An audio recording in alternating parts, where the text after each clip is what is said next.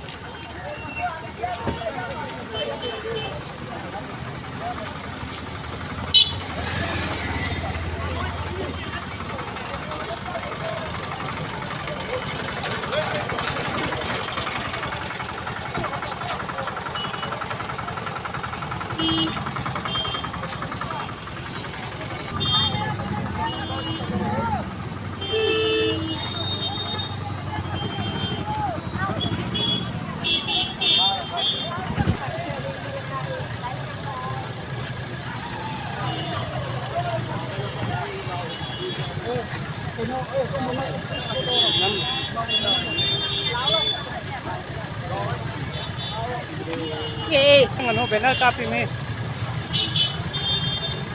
Ada.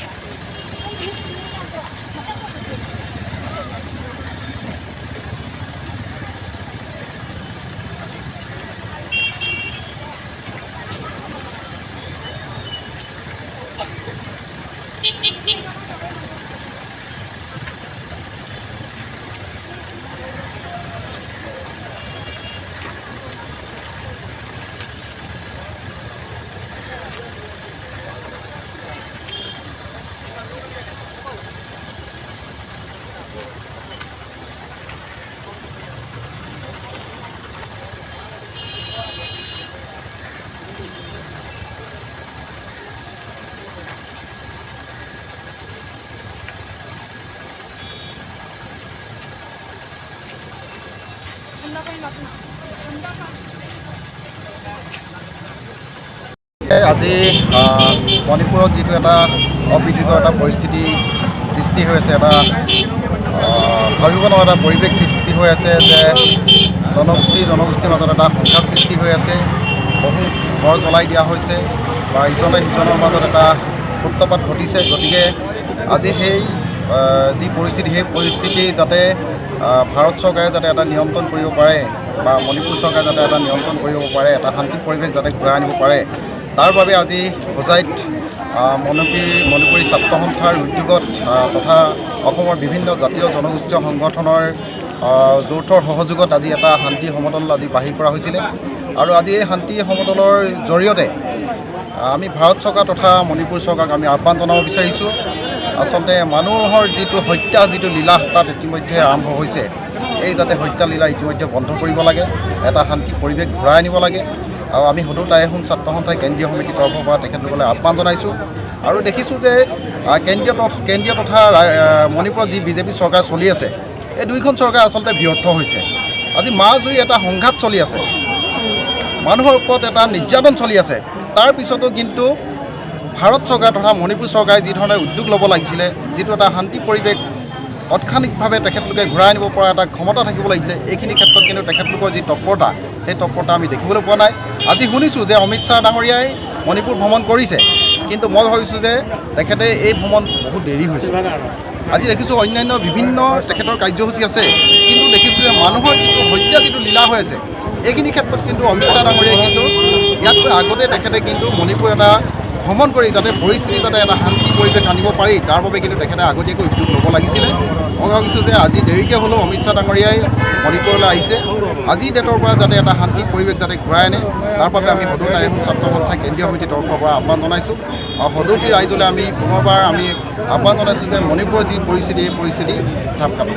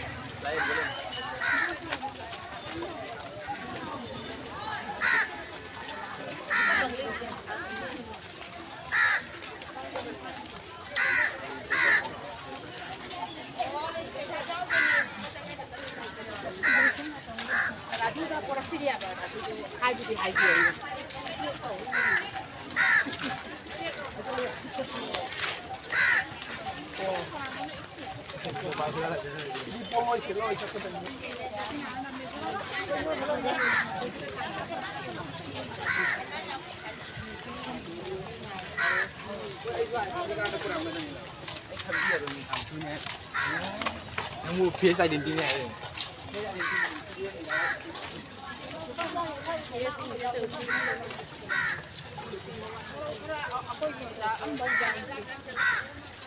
근데 이제 다리 다 나온 거예요. 어때로 빠져? 선생님 망가 버려.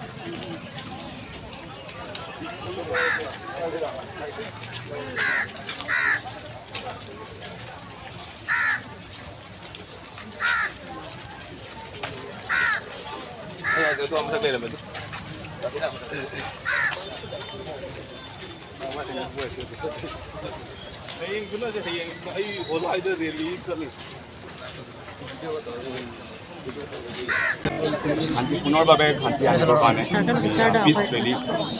নাম চিনাজাৰী আমাৰ prime মিনিষ্টাৰলৈ আমাৰ এতিয়া মেমেণ্টাৰ প্ৰেজেণ্ট কৰিব পাৰিছোঁ।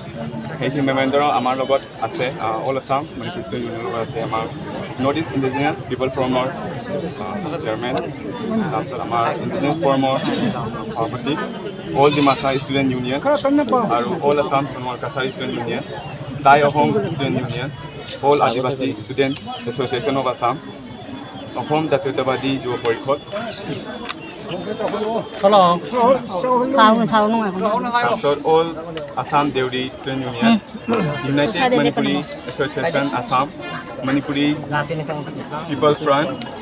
All Hojai district Dalu Samaj Unnayan committee, Karbi student association আৰু আমাৰ বিভিন্ন অৰ্গেনাইজেশ্যন মন্ত্ৰী আৰু ইয়াৰ বিভিন্ন অৰ্গেনাইজেশ্যনৰ লগত আমি মণিপুৰী মহিলা সমিতি আৰু বিভিন্ন গোটেই কাউন্সিল আছে ইয়াৰ লগত ডালু আছে for restorations of peace in Manipur. We take great pains in attention at this difficult time while stating that we are deeply grieved and concerned by the unfolding events in the state of Manipur. We would like to highlight that the compounding human tragedies, unchecked and continuous violence being perpetrated that have affected the normal lives of the common people reflect the complete failure of the administration, the ongoing arson, notwithstanding the heavy presence of the state and union security personnel ever since the uneasy claim began almost a month ago, called for an urgent review for the prevailing situation that a will, courage and political wisdom to bring normalcy, peace and tranquility in Manipur.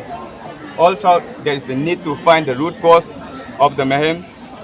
The priority is to instill confidence in the mind of the citizen by exhibiting that the rules of law of the nation exist and humanity will prevail, protecting lives and property of every citizen, providing essential commodities to the affected people and securing all the highways for safe access of transportation and movement of people in paramount and should be of utmost importance at the crucial juncture. While we appeal to the people of Manipur for restraint, the government should check the artificial hike in the prices of all the essential commodities by the business communities and stockists. We would also